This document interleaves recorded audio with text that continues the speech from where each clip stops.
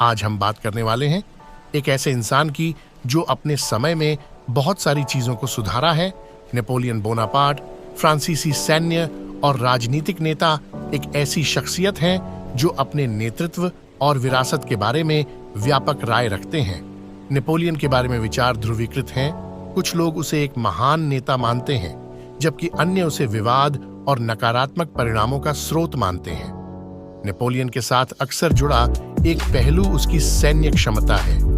वह एक कुशल रणनीतिज्ञ और रणनीतिकार थे जो अपनी नवीन सैन्य रणनीति और युद्ध के मैदान पर त्वरित निर्णय लेने के लिए प्रसिद्ध थे।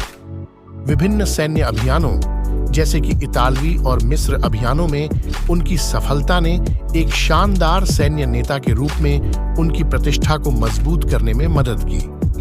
उनकी सबसे प्रसिद्ध सैन्य जीतों में से एक 1805 में ऑस्टरलिट्ज की लड़ाई थी, जहां उन्होंने यूरोपीय सेनाओं के एक बड़े गठबंधन को हराया था। नेपोलियन के नेतृत्व में महत्वपूर्ण राजनीतिक और प्रशासनिक परिवर्तन भी आए। उन्होंने कई महत्वपूर्ण सुधारों को लागू किया, जिन्हें नेपोलियन कोड के नाम से जाना जाता है, जिसने फ्रांसीसी कानून को आधुनिक और संहिताबद्ध किया, कानून के समक्ष समानता और व्यक्तिगत अधिकारों की स्थापना की। उनके सुधारों में शैक्षिक और धार्मिक संस्थान, सत्ता का केंद्रीकरण और सरकारी पदों पर योग्यता को बढ़ावा देना भी शामिल था।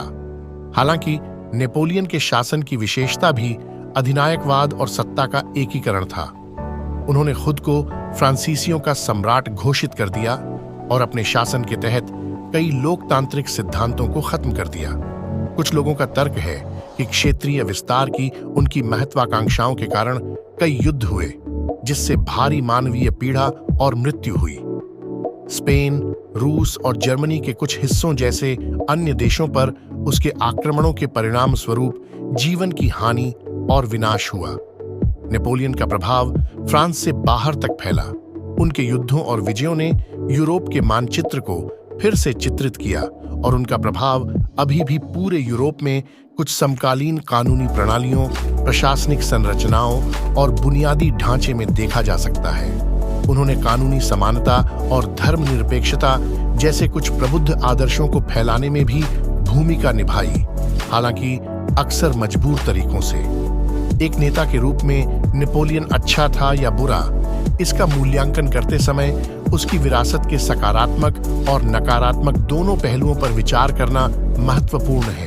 अंततः नेपोलियन के नेतृत्व पर राय अलग-अलग होती है और यह व्यक्तियों पर निर्भर है कि वे अपने मूल्यों और दृष्टिकोणों के प्रकाश में उनके योगदान और कमियों का आकलन करें।